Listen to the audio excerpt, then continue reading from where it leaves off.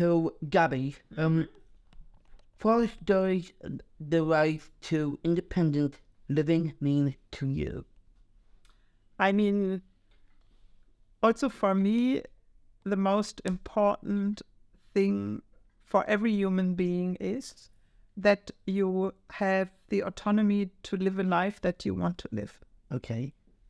And that we guarantee this to everyone, independent from background, independent from where you come from, independent from if you have a disability or not.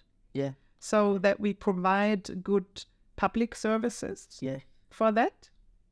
I think the right for decent housing, for example, and the possibilities also if you have disabilities, that you find the appropriate housing and support structures is for me is very important. Right. And also it's a question of social rights and also support. Right. Because some people might need individual help, some permanently, some only for hours. And if you want to live on your own, or if you want to live, for example, my niece, she lives in a flat together with other young people with disabilities, and she chooses that because she doesn't want to live alone. Okay. But we have different offers and opportunities. Yeah, that makes sense. Yeah. Yes. Do you think people with disabilities should have the right to vote, and if so, why? Yes, sure. I mean, the right democracy is the basis for our living. Yeah. To guarantee.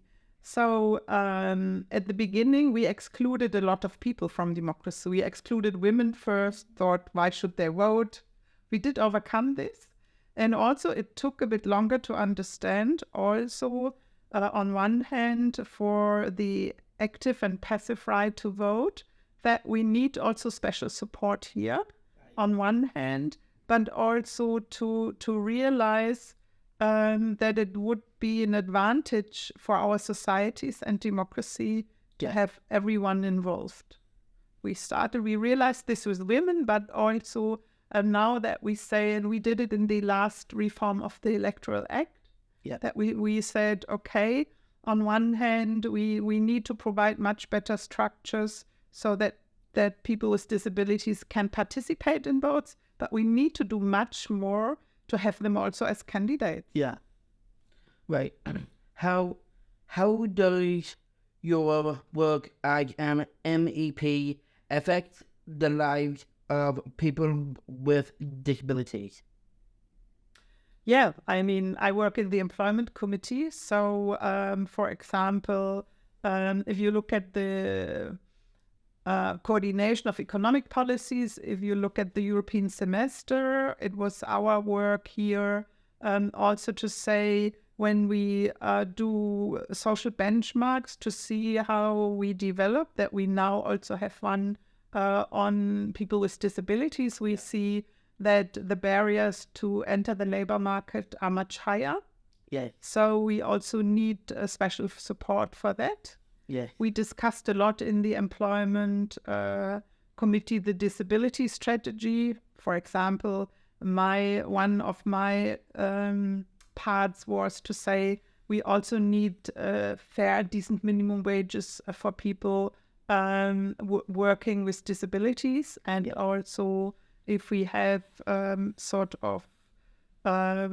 they are working in special workshops for people with disabilities. Yeah.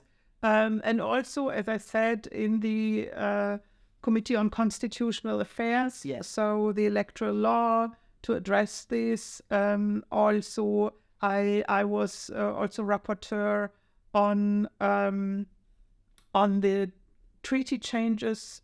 So we really strengthened there also the social competences. Yes. And especially the question of good public services is essential topic for me and also for us in the employment committee, the S&D group. Yeah. So what we do touches your life, Fionn, a lot. Okay. like of many workers, of many people that have special needs in our society, Yeah. and for those who can bring a lot of added value to our societies. Wow. Yeah, that's so interesting. It's fascinating work that you do, actually. Yeah, I think it's a great privilege to Yeah. to be a member of the European Parliament and to work with the colleagues here, Yeah. because what we do is really dedicated to improve the life of people in Europe, not just to have a fantastic market or huge projects. Yes. And Gabby Bischoff, what do you love about your life? I love really that maybe I am one of the first generations. Like in my family, I come from a working class background. I had the opportunity to study first ever. I felt without the support of my party, the SPD, I would have never done that. I wouldn't have the opportunity. And then that I could decide what I want to do with my life. Yeah. And my mother was very much still pressed by, expectations about how women should be, what they should do. And I was the first generation that profited of all these feminists that already did the fights and to continue. So I think that is something I value a lot, and also now to give a lot back as a member of the European Parliament, especially in terms of gender equality, social rights. And one of my topics is also mobile citizens. So that you have the right to live in another country, to work there, to love someone, and that no one can discriminate you because you come from another European country. For me, is fantastic. But I work with Fritz also on that. We need to strengthen the social rights of mobile citizens in Europe. I think there's still a huge things to do. Of course. Yeah. Well, thank you so much. Thank you. And I hope you enjoy. What do you love best about your traineeship here in Brussels? Well, the wonderful work that I do with my amazing, wonderful crowd of colleagues, and I love the various jobs that I get to do every day. Yeah, and what was the biggest surprise for you? I guess my biggest surprise for me was somehow because I didn't seek politics at first until politics in a way found me. Mm-hmm. So I love being politically active because politics has found me, and therefore I love shaping policies. Great. I love the sentence to say politics found me. Mm-hmm. I think I will copy it from you if you allow me. Of course. I have a little bit sad feeling I was not so active in parties before. Okay. It took me a long time to go into a party because I thought they looked a bit old-fashioned to me and somewhat I felt a certain distance. Yeah. But I realized at some stage that if you really want to change something, you need to join a party and be active and try to improve also the party in a way that it fits better to you. Exactly, yes.